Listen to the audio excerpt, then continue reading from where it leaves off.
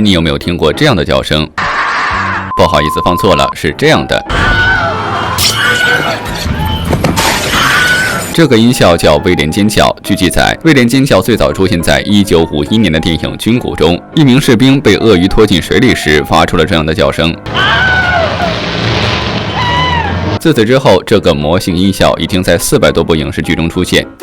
威廉尖叫这个名字是怎么来的？据说在1953年的电影《飞沙河袭击》中，一名士兵被射到时发出了这个声音，而他的名字就叫威廉。尽管这部电影是历史上第3部采用威廉尖叫的电影，但这也是华纳第一次从声效资料馆取用这个音效，所以著名声音设计大师本贝尔特就将其取了威廉尖叫这个名字。另外，据说威廉尖叫的配音者是演员及歌手谢尔比·伍利。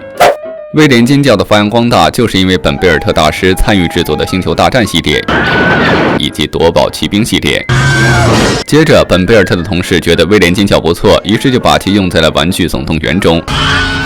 再往后，本贝尔特的音效师朋友理查德·安德森就将其用在了《鬼驱人》和《蝙蝠侠归来》中。而不久后，安德森的同事又把它用在了《美女与野兽》中。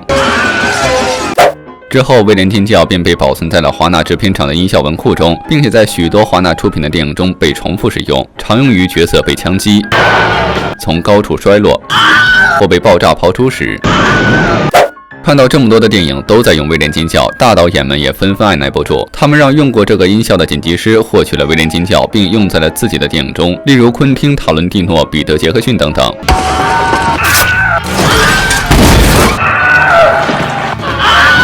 到了70年后的今天，威廉尖叫仍旧被不少影视作品使用，甚至还用在了动画、游戏等其他领域。你在哪部电影中听过这个音效？